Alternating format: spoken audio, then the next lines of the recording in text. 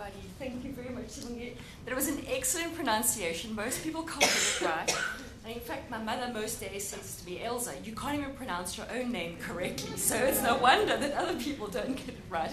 I've actually given up correcting people because it's sometimes just too confusing. But anyway, thank you very much. And thank you to ILSI for the invitation to be here. So I'm not sure how many of you know anything about Nielsen, but maybe let me give you a brief introduction. So Nielsen is a global market measurement and insights company, and we primarily have a look at providing measurement information to consumer packaged goods manufacturers as well as the media industry. So it's all about understanding what consumers buy and what consumers watch, and understanding who those consumers are, putting those pieces of the information together to then help our clients, particularly in that consumer packaged good industry. So one of the things that I have a look at is what are some of these big trends around the world that are shaping what consumers purchase, and therefore what our clients can look towards in terms of the future to equip themselves for that. And one of the biggest ones is around food and the whole health and wellness agenda. So I'm going to share some insights with you today, particularly in the area of consumer as well as some of the corporate response. And some of these factors that we see kind of converging and shaping what this means. A little bit, I'm going to share with you South Africa-specific insights, but maybe some of those comparisons to where we do sit relative to some of the global conditions out there. So certainly, let me find the page down, what we see is 4 different or distinct areas which are leading towards this massive global trend around the health and wellness agenda is obviously, first of all, the crisis around overweight, obesity, as well as other related diseases because of that. So having a look at some of that and how that is playing out. And certainly it's a bit, when we look at Africa in particular, it's a bit of a world of polar opposites, where we've had years of malnutrition, and now we've got this rapid growth in terms of the overweight and obesity crisis. As consumers, as populations, enter into that consuming class itself. And we're seeing exceptionally rapid rates of growth in that area. I'm going to focus mostly around the consumer demand piece and share with you some of our findings in terms of what's top of mind for consumers, and are they actually changing their demand for products, what that will mean to corporates going forward. And then certainly what's lining up as part of this is the whole area of government action in terms of increased social responsibility for populations, as well as the financial burdens on governments because of diseases which are placing immense pressure, and what that means as we go move forward. And then some of the corporate response that we see in this. So there's quite a bit. I've got about 30 minutes, so there won't be necessarily a huge amount of detail, but hopefully I can give you some of those trends which are shaping what's going forward. So let's have a look at some of that first of all. So certainly what we know is that society has changed dramatically over the last couple of years. And with that, it means that the obesity crisis or overweight crisis is certainly one that is quite complex and doesn't point to a single area in terms of responsibility for this, but has come back to the way our lives have evolved over time. And if we just think about that, it's evolved from us doing more manual work to more office-based work. It's evolved from the fact that there are more women in the workforce now who are the ones at home cooking the healthy meals. It's evolved from the fact that we do more commuting and less exercise on public transportation as we look at that around the world. So all of these factors are driving this change in how our consumers' lives are evolving over time. It also means that we now have access to more processed food and choice in that. We've got more fast food. So all of that, more convenience that's required in our lives because we have less time because of the way of the construct of our lifestyles has changed. And all of that moving towards more stress in our lives. All of that meaning that we have this complex convergence of all of these trends and this conundrum around that. But certainly, I suppose, what it comes down to is that we're consuming more and expending less at the end of the day, which is driving this increase in those levels. So society has certainly changed in terms of what that is. And that plays out in terms of quite a complex way in terms of how we go about solving that. So I'm sure you're aware, but when we just have a look at the World Health Organization in terms of prevalence of overweight as defined by the body mass index, you can see where South Africa sits there. So prevalence is certainly high, at around 55%. I think it's probably a little bit higher if we had more current information on that. And relative to those global levels at 38%. We certainly now, in terms of South Africa, sit up there at fairly high rates compared to some of more developed nations like Europe and the US as well. But you can certainly see maybe when we have a look at some of those other countries across sub-Saharan Africa, whilst I said a little bit earlier is that we've kind of got this, these polar opposites in terms of where we are coming from. A lot of times where there was extreme malnutrition in those areas, that prevalence level being quite a bit lower, for example, in Nigeria, Kenya, Ghana, and certainly Ethiopia. But certainly this has changed quite dramatically over time. And if we have a look at that in terms of just growth rates, we can see whilst the growth rate is a little bit slower now in South Africa, again, just comparing it to some of those other countries, particularly in sub-Saharan Africa, you can see the tremendous growth rates coming through there. And similarly, whenever I had a look at some of the Middle East countries as well, just in terms of the prevalence, it's been in the higher 60s, and certainly some of the highest growth rates that we're seeing as well, which obviously means there's extreme concern in terms of that. So again, particularly in Africa, more of the unprocessed food and these food choices are now made available to consumers, more consumers with the ability to spend on packaged goods, as well as the rise of fast food in these emerging outlets. And certainly we see some correlation between increased wealthiness and increased obesity, particularly in many developing nations. That is also driving that kind of growth. So certainly, what does this mean from a consumer point of view? And it's all about, in our areas, understanding how consumers make choices, what are we aware of, and how we're making choices to change that. So what we see is certainly that it is an area in terms of unsaturated needs, not only in South Africa, but around the world. And for us, it's all about how proactive we can be in terms of making sure we're ahead of that curve, and we're not spurred into action only because of government legislations which might come into place. So certainly when we have a look at this, we do a survey around about 63 countries around the world, and we've been doing it since 2005, asking consumers what's top of mind or most concerning to them. And the economy is number one, pretty much without exception around the world. You'll see in South Africa today, the economy is even more important and weighs more heavily on our minds based on our current kind of economic cycles. But around the world, health is number two.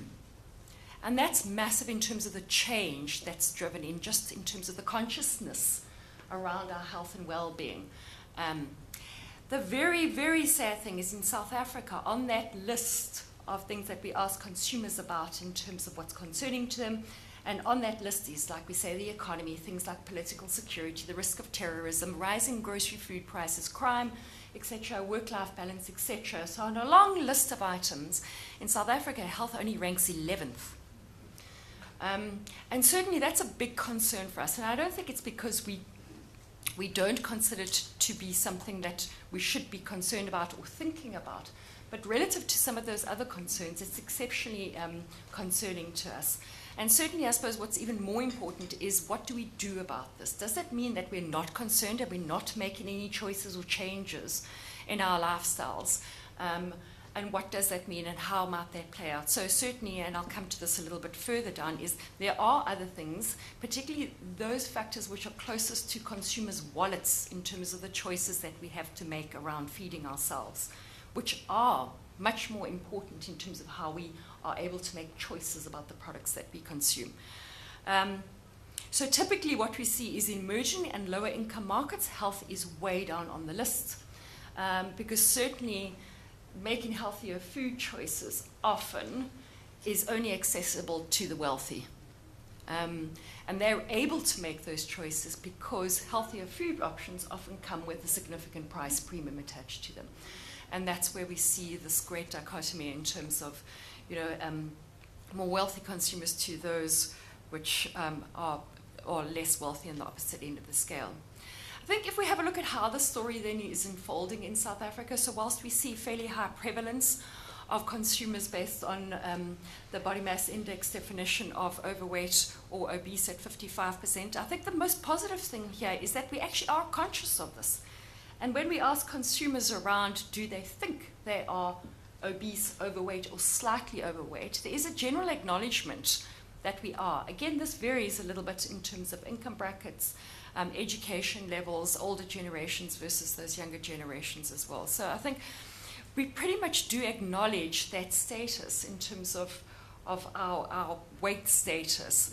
And certainly, again, I think what is positive in this, in terms of what consumers say, is that they are trying to do something about it. And I think that's important as well. So we're conscious of this and we're actively trying to take action. Whereas in a lot of countries, including Eastern Europe, we don't see that percentage of consumers who think they're overweight or taking action from it. So there's a disconnect between our actual status and what we're doing about it. Where here, I think this presents a more positive picture to us in terms of consumers actively trying to do something about it. I think what we're also having a look at is understanding then what are they changing in their lifestyle. So from some of the survey work that we've done across consumers specifically in South Africa and how this is playing out then, we certainly see a large proportion of our population saying they will do exercise to do something about it. Like I say, it doesn't always play out in terms of yes, we can and are we, and do we have the time and do we get round to doing it, and our intentions are good. But how does it actually play out in terms of getting there to do it? But more importantly is actively changing our diets and the willingness to change our diets and acknowledge that we would like to change diet to do something. And you can see that being well ahead of the global levels. So global levels at 75%. In South Africa, 82% of consumers saying that they will look at changing their diets to better manage their weight. And again, I think that's an incredibly positive view in terms of what we're doing. And certainly when we have a look at just what some of those actions are, we will look at sugar in particular. And I think that's just because there's been a lot of news about sugar and sugar tax in the industry and in the news. So it is top of mind for consumers, and the spotlight being quite a bit in terms of sugar as well. So certainly those consumers saying they will try to change their diet by consuming less sugar is quite high up there on the list compared to things like low-fat options or natural and fresh options. So certainly I think that in terms of from an attitude, a consciousness, and an acknowledgement is there for consumers in South Africa. Let's have a look at what that means as well, beyond just managing or using diet to manage our weight, because I think it goes well beyond that as well. If we have a look at diet being used not only to manage weight, but certainly to be used more for preventative medicine purposes, we ask consumers around how they're making some of those dietary choices to prevent certain health conditions. And certainly we're a little bit behind this in terms of considering diet beyond just weight management.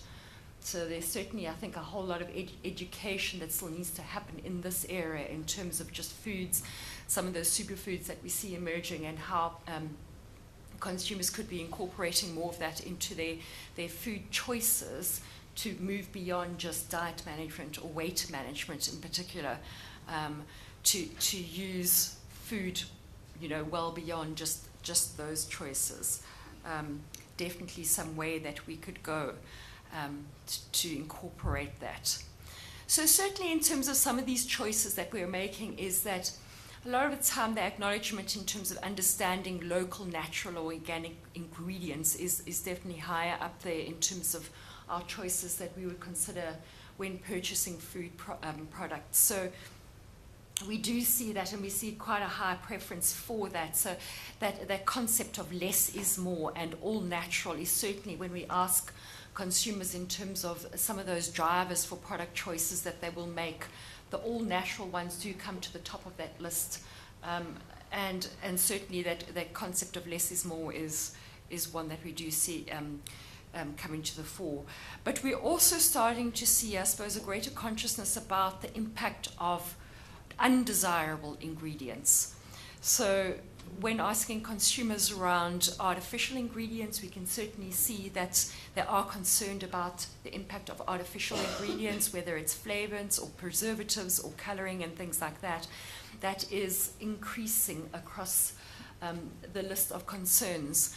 But I think the next one on the far right-hand side here is perhaps a little bit more telling in terms of where we are from an educational point of view, from a consumer perspective, when asking around the absence of undesirable ingredients being better than the inclusion of beneficial ones, perhaps not understanding exactly what that means. You know, what should we be looking for? And I think sometimes there's confusion for consumers as well in terms of removing what is bad in terms of ingredients, or the addition of what is good. You know, is more better for you, or is less better for you? And perhaps it's not, you know, one or the other, but it really comes back to that consumer understanding and educational, you know, in terms of making those choices. So we can certainly see here that consumers perhaps being a little bit more uncertain about what is good in terms of that mix of undesirable ingredients or including beneficial ingredients. Okay. So what that also means in terms of, yes, whilst consumers have become more discerning in terms of what they're you know, purchasing and the choices that they're willing to make, it means having an understanding of what's into our ingredients or in the products, and paying attention now to ingredients and what's specified on packs. So certainly we're also seeing an increase in consumers paying attention to the ingredients and wanting to know more about what's in their products and where it's come from across that kind of food supply chain as well. And therefore playing out in the fact that we want to understand and read food labels more carefully as well. And obviously there's a number of legislative things which come into play when having a look and understanding the labeling piece of that as well. And we can certainly see in many other areas of the world there's been a number of moves in terms of mandatory labeling requirements, as well as some of those voluntary schemes. We see a lot of the labeling requirements moving from back of pack to front of pack, to color coding or roboting options and things like that, which have come into play. And we'll continue to see that, and consumers will become more familiar with understanding what's in their products and what that means, and certainly demanding more of those healthy ingredients and the bad ingredients, and having full visibility and transparency on our packaging in itself, and not only within the product, to understand that, to enable them to make those better choices. Let's have a look at a little bit around how willing, and I'd say, you know, sometimes we ask this question, are you willing to pay a price premium? And we do it globally around Nielsen, but it's sometimes less about willingness and more about ability to purchase, particularly where we live in a country like South Africa, where we have great inequalities across our spectrum of consumers in terms of what they're able to purchase and what they have access to. And certainly what we can see here is that there is a lower willingness to pay for products without those undesirable ingredients. So take out the higher fat content or the sugar or whatever, there's lower willingness to pay for the removal of, for example, higher sugar content in those. There's a greater willingness to pay for those that add rather than those that remove. And certainly, whilst that willingness is there, the ability isn't always there. And that's why we can also see that in terms of just what's top of mind for us and what we can access. That also comes down to the availability of these product choices. If you think about the urban areas, yes, we might have that in some of our biggest supermarkets or some of our specialist health retailers. But the accessibility to products across our retailing spectrum in both urban areas as well as rural areas, in both modern trade environments and more traditional trade environments, is just not there, as well as the types of products. And how they're arranged and assorted on, even on product shelves.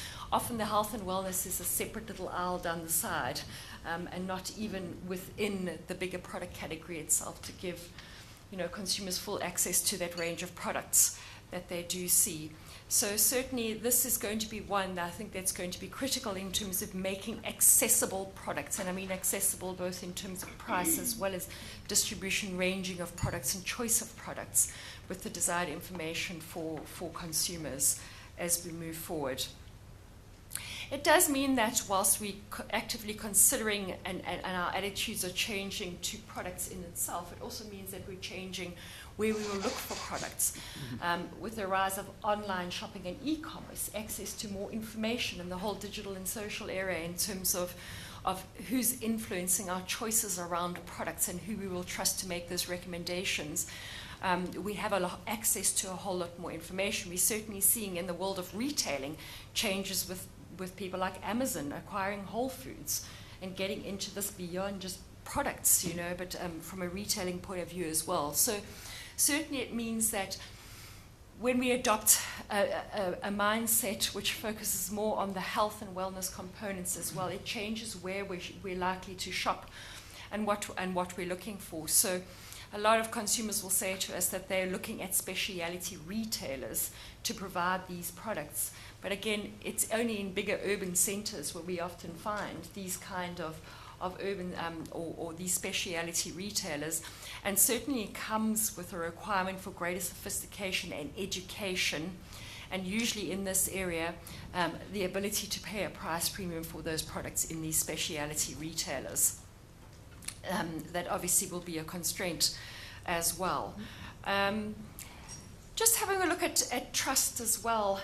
And I know Dr. O'Brien mentioned trust as well. It does come back to, so whilst we've seen these changing attitudes, part of what needs to happen is this change in trust for our actions also to change. Is trusting what we see on the food labeling, trusting the ingredients that are going into our food, and certainly the trust around the claims made on food packaging as well. I remember a couple of years ago, probably 10, 15 years ago, some of the claims around what was low fat before we got into the area of actually legislating around what percentage of that is. So those claims around low fat, no fat, reduced oil, whatever it might have been, wasn't necessarily regulated. So that always wasn't in terms of trust in ingredients. There was, from an educational process, we need a whole lot more trust to be rebuilt in these areas as well. And probably from a legislation and consistency in terms of what then consumers are exposed to. So we consistently exposed to the same kind of messaging around what that is on packs and what that means. Okay, so certainly, whilst we have a considerable change in terms of consumer attitudes and what this means for us, we have this dilemma in terms of price. Are we seeing any of this actually coming out in terms of what people actually consume? So what is there, that discord between our sentiment and our actual spend? So what we also measure is the sales of product categories in South Africa, around a basket of 255 odd consumer goods categories.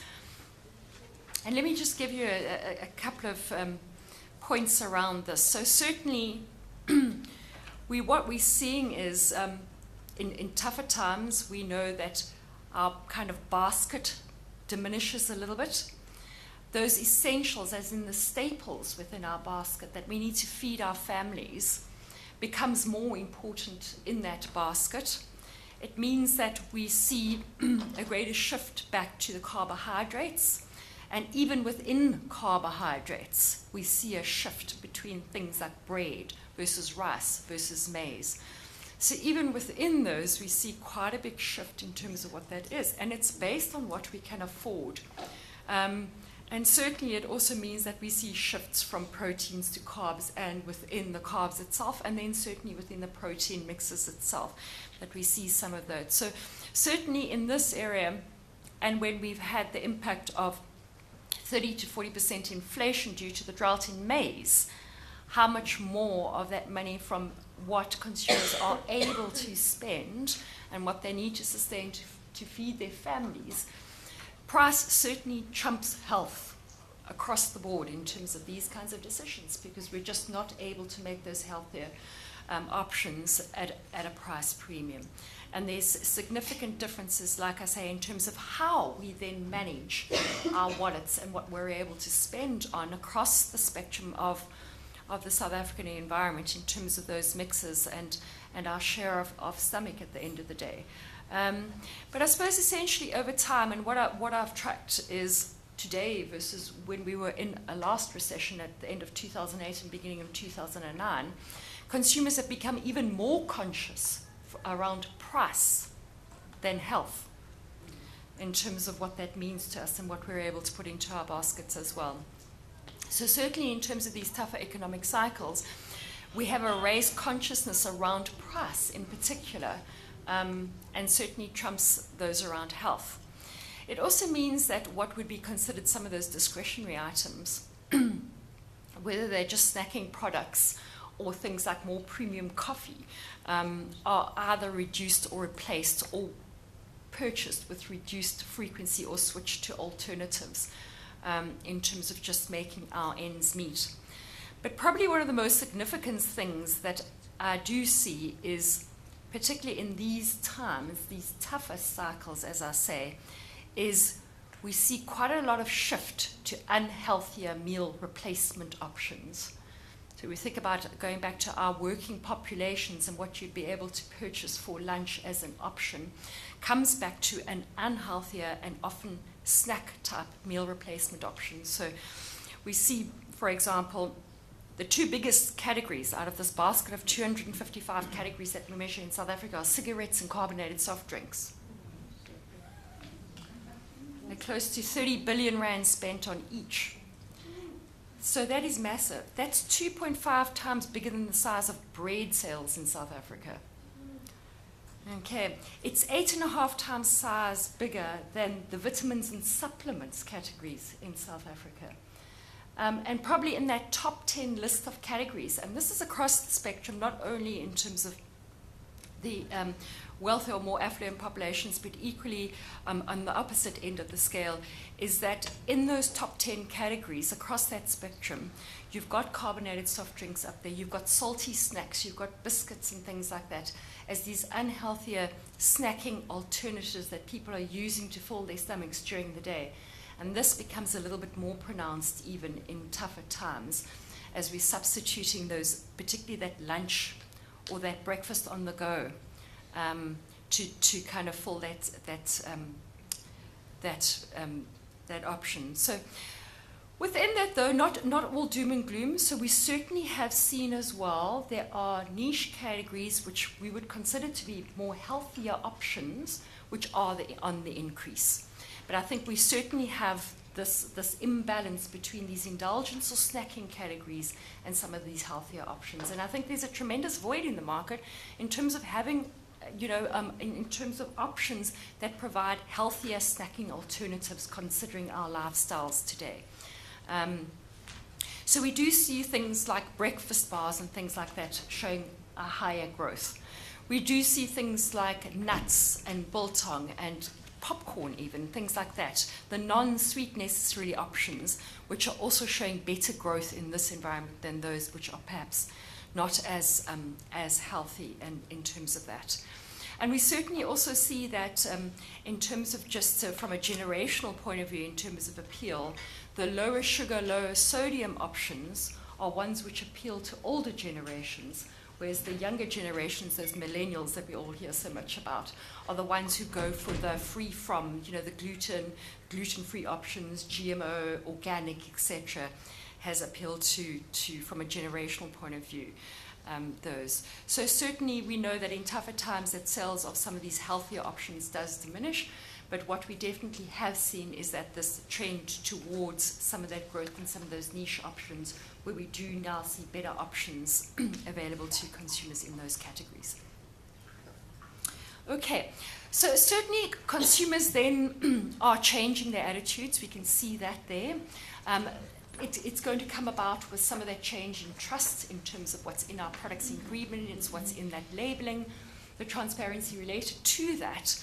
I think our actions, as we can see, will take quite a lot longer to change as the the industries in many ways gear up for that. So we're certainly becoming more educated, and certainly in our digital and technological age, we have access to more information than ever before that is enabling consumers to make better informed decisions. And we can also certainly see, in terms of what consumers are saying to us, that we will start demanding that what we're consuming is not bad for us, and more of these healthier options. And obviously, as we're seeing, is corporates can't necessarily wait for consumers to make more of these changes, because what we've got happening, as you know, is a whole lot of government action that's coming rolling down the hill as well, which will also then accelerate some of these changes as we see that happening. So certainly, we see significant costs around the world, which has spurred governments in terms of taking some of this legislative action from a social responsibility point of view, as well as from a financial burden responsibility. And we've seen that in terms of documented cases of what the impact of that, or the burden of that responsibility on governments around the world. And certainly, it's not going to be left to consumers to make those choices for themselves. But certainly there's an obligation, and a greater obligation, that we do see now that governments are taking up to end the stress of this financial burden. And then obviously from a total population point of view, is that governments play a significant responsibility in this, but it's not a single, kind of silver bullet approach in terms of how we change that. It really is a kind of holistic approach, and I know the World Health Organization, in terms of a lot of the strategies that they put in place in terms of guiding what that is. And this came about from the Commission on Ending Childhood Obesity, where they presented their report to the World Health Organization, particularly around childhood obesity, had recommended 6 approaches. I've listed out just 4 here, in particular related to the food side of it and children, because of the alarming levels of growth, particularly in childhood obesity around the world, that we're seeing that it's a combination, a holistic approach from the educational side of it to physical activity being promoted in schools, to the intake of health foods, as well as a lot of that coming back to the childhood diet and physical activity side that needs to be taken into consideration in terms of how do we go about tackling this across the industry, and that becoming everybody involved in doing that. So certainly, whilst government plays a vital role in proposing and implementing this, the strategies are there at a global level in terms of some of the proposals as to how we go about managing it. But certainly the impact does, and will have to come back through the local implementation of that. So some of the main policy instruments, I'm sure perhaps you're aware of those, it comes down to the approach and the tools that we do use in this space. So really more of a soft approach in those educational ones that we've spoken about, and that comes to more around the food guidelines, educating consumers from a very young age, and the childhood age as well, to the labeling itself, to some of those harder actions, which is the areas of packaging, packaging, advertising, and the taxation that we start seeing being implemented around the world. So certainly around either helping consumers to make better choices, or removing some of those vices that are in place that will happen around the world. So certainly what we've seen is, in South Africa at the moment, we sit in this era of the sugar tax, and certainly not new. As governments around the world have started to discuss this, many of them implemented it with varying levels of success. It's certainly gaining momentum in terms of many governments and many conversations being involved in this. So what does this mean for corporates? Is a lot of this burden in terms of the actual financial implication comes back to the corporates to implement through their products and services to consumers. And we certainly see that coming in a couple of different ways. So one is to do nothing, essentially, is to pass on the price to consumers, and we've seen that approach being done in many places as well, in an attempt to reduce consumption. I'll talk a little bit more about that and give you some examples of where that's worked in other places around the world, because in some instances it has, in others it hasn't. And certainly the levels of elasticity in terms of consumption and price change vary across income brackets as well. You know, certain consumers and consumer groups in the wealthy income brackets can afford the 10% penalty on their carbonated soft drink. You know, so it has very little impact. And others, depending on the level of that taxation, can't and will change behaviors. So certainly there's some debate in terms of the success of that. Certainly we're seeing a lot of corporates as well in terms of having a look at how do they reformulate to within the tax thresholds so as not to be taxed in terms of that. And others in terms of how proactive we are diversifying their portfolios to other options, even outside of just those products which fall within the spotlight on this from a taxation point of view. But certainly what we're seeing is that we've seen the momentum in terms of discussions and implementation around taxes growing considerably over time. And certainly what you can see going back to where that it has been implemented to where we sit today, the level of the tax seems to be on the increase as well based on the time that is now involved since the implementation of that tax. I'll talk a little bit about Mexico in a moment as well as Hungary, which has been more recent in terms of just the two different examples in terms of what that had on consumers and manufacturers in those areas. And what that meant over time. But certainly as the taxation and the area of taxation, I'd say not only in the sugar area, but in other areas as we go forward, will gain momentum. And it seems like tax rates are likely to increase as it gains momentum. Because I would say in some of those previous examples, it did not have the impact that it was intended to have. So certainly it's a hot debate around whether the taxation in itself will or won't curb obesity. Some see it as more of a symbolic move, which by itself won't make significant change. And I think certainly in terms of when we have a look at some of that best practice in terms of strategy as in how it's been rolled out as well, needs to be more than just a standalone taxation by itself in order to have the greatest benefit. Obviously, sometimes we see that being an erratic implication in terms of which categories are included in this area for taxation, and I think that's a hot debate here, equally as well, and then similarly how that tax is calculated.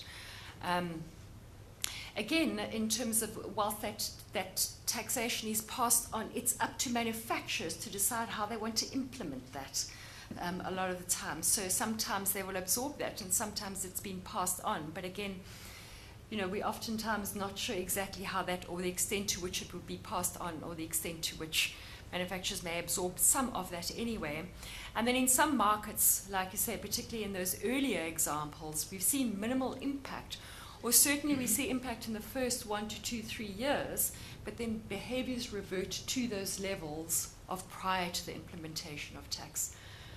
So certainly, I suppose the question is, the debate is around, will the tax, whether it's a sugar, salt, fat, sin, whatever it might be, actually have the desired impact for what it was intended in terms of curbing obesity or cardiovascular related disease from that being overweight? Or are there other options? You know, surely we should be looking to actually subsidizing the healthier foods, which ultimately reward those healthier choices that we make, and not going after the others. So certainly a hot debate in itself. So as we move forward, we know that sugar is not going to be the only one. We've seen salt taxes, we've seen cigarette taxes over many years. So this is probably one of the first areas that we do see, but obviously other areas around curbs on advertising, as we've known in the cigarette industry in South Africa as well, but then will also emerge in terms of packaging, and certainly we're seeing in some areas around the world around which products may be promoted in retail as well. So extending well beyond just the product itself, but also into that retailing environment and things around promotions on these products as well. What's absolutely clear is that corporates need to be proactive in terms of how they're responding to this, and not waiting for that to be imposed before we actually make these choices and these changes. I'm going to briefly share with you a little bit around what happened in Hungary when they implemented it. So certainly we saw Hungary, probably in the in the European Union, had the highest per capita of salt intake and some of the high incidences of sugar as well. So 2/3 of the Hungarian population considered overweight, had lower life expectancy, and all those related concerns and risks for cardiovascular disease. In 2011, they passed taxes not only on sugar and salt, but multiple related categories to that as well. So they implemented a public health product tax, which was levied on multiple categories, including alcoholic beverages, jams, preserves, beverages, a number of different foods and beverages were included in that. And in addition to that, they had government advertising around salt campaigns, as well as health checkup campaigns and things like that. What happened in Hungary then was we saw that on average, prices increased by almost 29%. We saw consumption of these categories declining by 27%. And certainly from a corporate response or business community response to that, 60% of the manufacturers at that stage had made no changes to their products. So it was simply passing on the tax to consumers. 40% of manufacturers did change their product formulas in two ways, either eliminating those healthy ingredients, but many initially opting to reduce the unhealthier ingredients or the level of that sugar or salt in their products itself. So certainly those ones where we saw that happening, ultimately the impact on consumers here was that we had between 7 and 16, and it ranges because it was a little bit different by each of those categories, choosing a cheaper and oftentimes became a healthier option. So oftentimes, even, we can't afford perhaps a Coca-Cola. We've seen some of those cheaper alternatives coming into the market, which have gained momentum from a pure price point of view. But here we saw not only choosing cheaper, but also healthier options. We saw a reduction in absolute consumption as well. So we also then saw was 5 to 16% consumed less of the unhealthy product. We saw some switching out of that, so potentially moving from juices to water or other categories, which were healthier options. But ultimately, the good thing here was that of those consumers who had reduced their consumption or made changes to their strategies in terms of what they consumed, they continued to consume less in previous years. So a lot of it was driven by kind of two factors. We know that price, we've mentioned the importance of price and the significance that price plays in South Africa's consumer lifestyles. But equally around the world, it was a combination of price increases, which obviously drove that change in behavior in many different ways. But ultimately, if you have a look at the awareness of the negative health impacts, how much that improved in terms of just the awareness and consciousness of particular products and categories, and drove some of that behavior as well. So ultimately, Hungary is considered one of the success cases in terms of what it led to in terms of change behaviors and outcomes for consumers. So certainly that price barrier is one that curbs a lot of that behavior. The reduction in availability of some of those higher or unhealthier options as well. And overall, the nutrition and literacy, and I think this is the longer-term, more sustainable impact that it drives in terms of the education and literacy around that. Like I mentioned briefly, was in Mexico where they implemented a 10% carbonated soft drink tax. I think it drove sales down by around 4%. We saw a lot of that reduction in the consumption actually coming through in more of the traditional trade, informal retail outlets. And ranging and assortment of products on shelves available in those stores being reduced. But ultimately, over a 2 to 3 year period post that implementation, sales were back up at the same levels as what they were prior. So, would say that it had little of the desired impact that it was intended to have. Okay, so essentially what we're seeing is a real revolution in terms of what's changing. The speed of change is obviously still to be determined, and I think that's about how everybody works together to make that change as we go forward. I'm going to share with you 2 to 3 examples just in terms of how we're seeing some of the corporates responding to this. So certainly we're seeing 4 distinct strategies emerging. The first one is around resizing or restricting.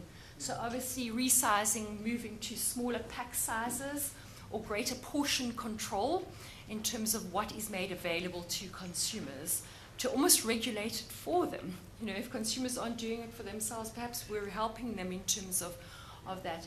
Sometimes the resizing is purely just to fall within the lower sugar regulations itself. But that is one distinct strategy which we do see is a lot of manufacturers already resizing and restricting that to fall within better daily requirements for options. So smaller pack sizes, smaller portions, limited consumption occasions, and in fact some of that around the marketing and messaging has been what corporates have used around limit your occasions, treat yourself, and that is certainly one of those strategies. We've seen Mars on a global level downsizing the size of their candy bars and things like that, and we see that similarly across South Africa as well. We're seeing a lot of corporates moving to reformulating their products. So perhaps in addition to lowering that, and there's concerted effort around the globe by many organizations to reformulate and look for healthier ingredient alternatives within products to move away from some of that. So Pepsi, for example, has made a commitment to reduce their sugar content by 2/3 by 2025. They've also introduced things like Hello Goodness vending machines, which gives you information around nutritional information and recommendations based on time of day. So the implementation of this intelligence in our digital age as well is enabling a lot of that in terms of how we inform consumers as well.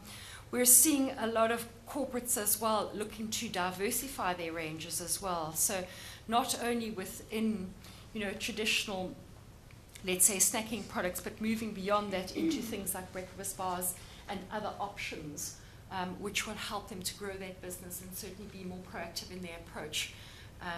And then we've seen many who've refocused their businesses entirely. Campbell's Soup globally used to be a soup company. They're now looking at milk proteins, so that's a complete diversification in their business. And we're seeing, again, a number of companies looking at different ways to do that. Certainly what consumers are looking for in this age of information and building trust is authenticity in terms of our messaging to consumers and what they're able to access, and how companies and corporates will stand behind those claims to consumers as well.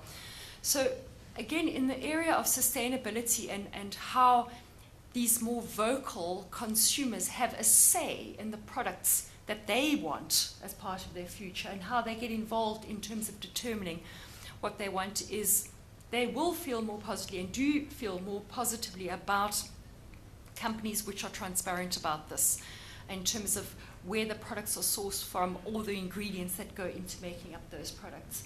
So making a move, whether legislated or not, or how far down the road that might be in terms of the content that we put on our packaging and our products to inform consumers against that.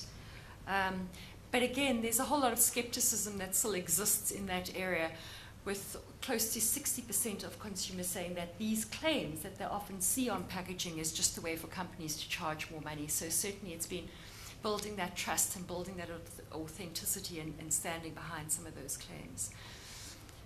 Quickly, just we've seen, I wanted to just highlight here, Mondelez in particular is a global snacking company, and certainly now, you know, putting a whole lot of goals behind how they will reinvent, reformulate, and refocus and diversify from a corporate perspective as well. So growing their Better Choice products to over 25% of their revenue by 2020.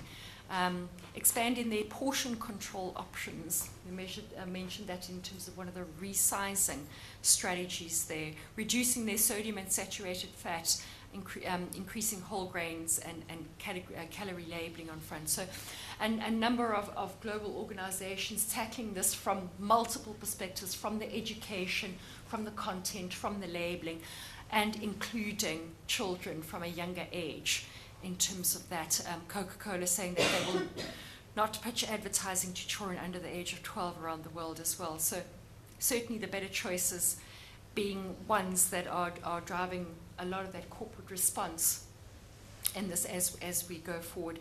And the ones that are being proactive in terms of making these changes are the ones that will ensure a more sustainable future. Just to leave you with one more slide, and I haven't got too much into some of this. We've got some work that we've done around the superfoods area as well, and what do we want in our products in particular, and particularly we talk beyond that health and wellness area, but using food as a prevention for other related information. There's a number of them that come up there, and a number of them that I think will require significant education for consumers as well, and availability and choice of products. So certainly, again, in terms of moving beyond just from a weight management point of view, is using food to treat ailments or as replacements to medication, where again, a lot even beyond South Africa, access to medical care and things like that makes a fundamental difference in terms of our lives. And certainly there is an openness within this area as well to look at alternatives in this area. But I think where we sit today is most of the time that the superfoods themselves are extremely difficult to find and will require quite a bit of education around, around how to use products like this, where to use them, and where to access them. So I think essentially then, in summing that up, it's all about being proactive to win and not waiting, even though there's acceleration from a government and legal point of view to make that happen. We will continue to see health as being one of the biggest defining trends around the globe in terms of shaping consumers' product and purchasing decisions, more so than what we've seen in many other areas around products. Equally, we are seeing that shift from a consumer point of view, but it needs to be across the board in terms of all consumers with access to information, understanding and educating consumers around that, and providing that transparency and choice to help consumers make those better decisions. And certainly we're not going to see any easing of pressure on corporates in terms of governments to do this. So from a kind of corporate perspective, is certainly we need to be proactive and prepared for that. It starts with understanding our products, what's going into them, where they're sourced from, and the transparency to build that trust as we go forward. Certainly we've seen that the more natural, less is more options are the ones that are gaining traction ahead of those with added ingredients or added benefits or even the removal of. And certainly technology in the digital area is going to play an influential role in this for consumer education, as well as building that experience and relationship with brands and their consumers, as well as that feedback for consumers to brand developers. And again, we will also see from the corporate point of view greater responsibility in terms of them being able to measure, monitor, and self-regulate in those areas, and mandatory reporting around this in terms of that. So I suppose, and as I close then, the future holds for us is food as our medicine and medicine as our food in terms of curbing all ailments, not only from an overweight and health point of view, but certainly I think it's a long road for us still in terms of where we're going, but certainly much that could be done as we travel down this road from all angles. Thank you.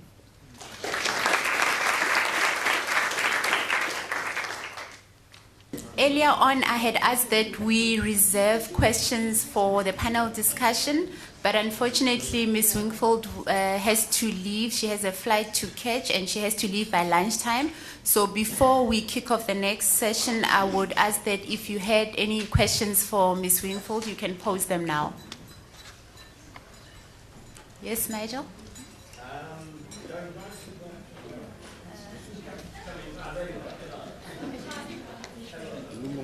Thanks for your presentation. Going right back to the very beginning of the presentation, your initial questionnaire, what always looked at what were the demographics of the South African sample. I understand, but not across the board. So, yeah, there's a skew in that sampling that we do to upper LSM, upper income consumers. It definitely is. We do it on an online basis, so it's representative of online populations. It's not representative of consumers without online access. Yeah.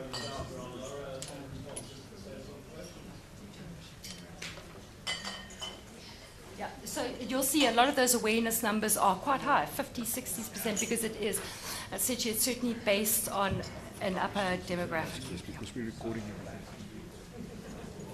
It's got a handheld there. So my question is something that came through quite clearly from your presentation is that price is really important. But when price is not an option, so if a consumer is standing in an aisle and looking at stores, does that help feature in those decisions? And if they do, what are the top things that they are looking for? And then you mentioned that naturalness is something that consumers are looking for. And what I would like you to maybe tell us a little bit more about is last time. So when consumers talk about natural, looking for naturalness, what are the signifiers? What are they looking for in a South African context? Okay, you might have to remind me as we go along. Let me start with the first one in terms of when consumers are at that shelf and price is not an issue. So we did quite a lot of work around consumers and what they're prepared to pay a premium for. And which categories and things like that. So there's quite a few things that come into the case. So one of the first things that they say is that price as a determinant of premium and therefore better product is quite low down on the list. So gone are the days of just people seeing a product with a higher price tag and assuming it therefore must be of a better quality or whatever. The biggest determinant of whether consumers are willing to pay a premium for things are products which deliver more from a quality point of view, superior ingredients in quality. And one of the biggest determinants in that is healthier product options. So that's certainly top of mind in terms of a lot of that. From a decision to buy, so that's how influence the decision to buy. It will. You know, a lot of what we see is category specific as well. You've got to look within particular categories because there's different purchase drivers for different categories. And there, you know, I suppose what we have a look at is across the spectrum is aspiration is there regardless of ability to purchase. We all want better products, better ingredients, better quality in terms of what we will deliver to our families. But certainly it's not only determined by price, it's around an understanding of the quality of ingredients, the quality of service. And then what we're also seeing in terms of products which are successful going forward are ones which solve problems in consumers' lives. So is matching those needs. And those needs are not necessarily expressed to us by the consumer. It's only from whether you're the manufacturer or across other bodies understanding how consumers live. You know, what makes up their day? How do you commute? How do you prepare that product? How do you consume that product? How's it packaged? How's it stored? Do we find these unsolved needs in consumers' lives? And the products with the best rates of success are the ones where we're able to solve needs for consumers. And like I say, sometimes not at the outset expressed by the consumer themselves in terms of how we do that. But certainly health and wellness in terms of those lists of purchase drivers and choice drivers are much higher up on the list than anything else in terms of what consumers are asking manufacturers for. I just want to know if you are at all aware of the blue zones, because Dan Buettner is a scientist who was sponsored by National Geographic, and he went over the whole world and found 5 places in the world where people get over 100, but they are very healthy. And there's a very good, actually, TED Med talk, which will be fantastic if we can watch it, where he shows that most of the diets, say for instance a person is diabetic, the onus is on them to make the right choices for themselves. If they are gluten sensitive, the onus is on them. So he started to implement what he saw in one of the Scandinavian countries. Unfortunately, I can't remember which one. He started to implement it in America. And what they are doing is they work with municipalities and convince them that they must make safe, nice exercise roads around a dam to the supermarket and things like that, because a lot of people, they want safety and they want it to be a nice surroundings, like at Umhlanga, the walkway. Everybody exercises, walks and runs because it's there and it's a safe and a nice surroundings. Then he works with restaurants, and all of these things they are implementing is making a significant difference to the BMI of that community. So he works with restaurants, and they make it the default that any meal that goes out must be half vegetables or salad. So it arrives like that. If a person orders a burger or whatever, half the plate is going to be vegetables, and they will only take it away if the person insists that they don't want the vegetables. And we think at the GI Foundation that is really a major thing that we can try to implement. And also in schools, they make it against the school laws to eat in the passages and in the classrooms. That has made a significant difference. And then the other thing they do is, in the supermarkets, they work with the supermarkets and put all the soft drinks and the salty snacks and sweets at the back of the supermarket. And then in the front, close to the till, they put lots of fruits and vegetables and say, this is longevity food. And I think the fact that they are making a significant difference, it will be great if we at least consider doing things like that. So that he says then the onus is not just only on the person, but they make it easier for them by changing the environment. And we've basically branded the concept with the Smart Health Diet. And it's not, for us, we don't make any money out of it. It just has a 12 principles of healthy eating. And also a plate model. So you're most welcome to use our plate model, where the quarter of the plate is lean protein, quarter of the plate whole grain, lower GIs, lower carbs, a little bit of good fat, and then that half a plate of vegetables. And that is more doable for the consumer than any of these funny diets where you cut out the carbs and then they crave sweets, and in the end they eat more bad things than before. So, yeah, you're most welcome. We're actually just looking for partners so that we can get this message out to the public and maybe have the plate model on front of pack or back of pack, and in the schools. You can actually do very nice apps for the children, teaching them to eat healthily. So are you aware of the blue zones? Okay. So I'm not, but thank you very much for sharing that. And I think it makes a huge amount of sense. And I think anything that we see in a lot of these examples is that carrot versus stick approach.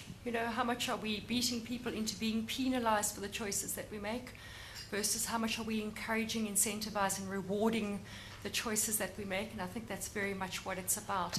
And I think it is when we make that holistic change in terms of that living environment, and it's not only in terms of diet, that where it's going to have the greatest impact.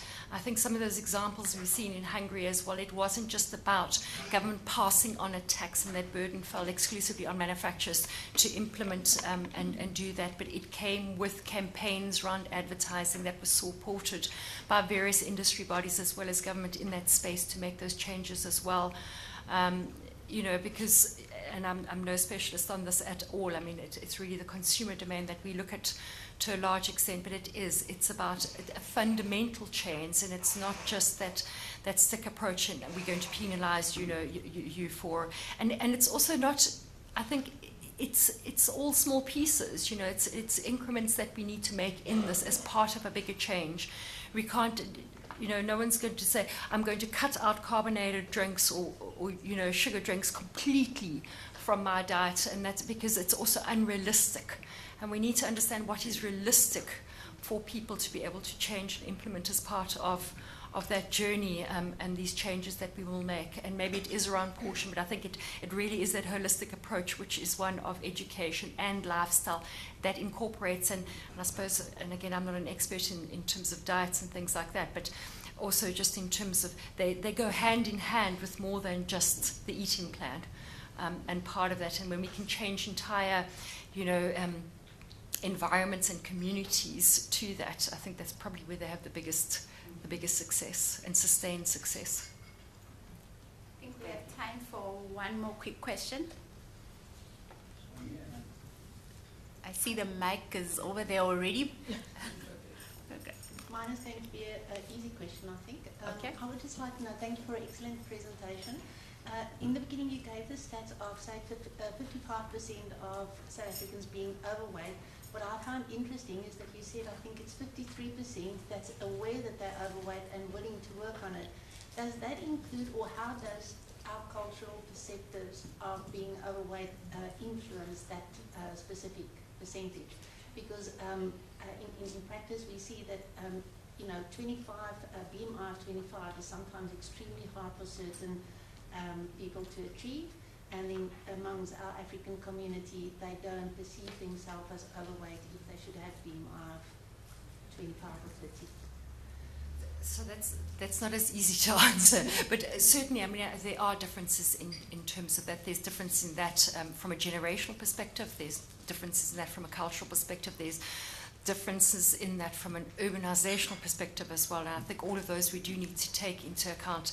The first step is the consciousness or awareness. That is at those higher levels based on who we've surveyed again. So a lot of that is based on surveys with already consumers with greater education in terms of understanding levels of overweight and therefore action taken from that. Those levels would be lower, just in terms of if we included in outlying areas, more rural components to that. And also, the sample itself is balanced across gender. It is balanced across age demographics. But certainly the starting point is the fact that it's based on around 52% of the population with an internet access. We sample it that way as well because it's based on those which have the ability to purchase products as well. So it's disproportionate to the consuming population. But certainly we always see those differences in terms of how that would look across the different demographics and socioeconomic breaks.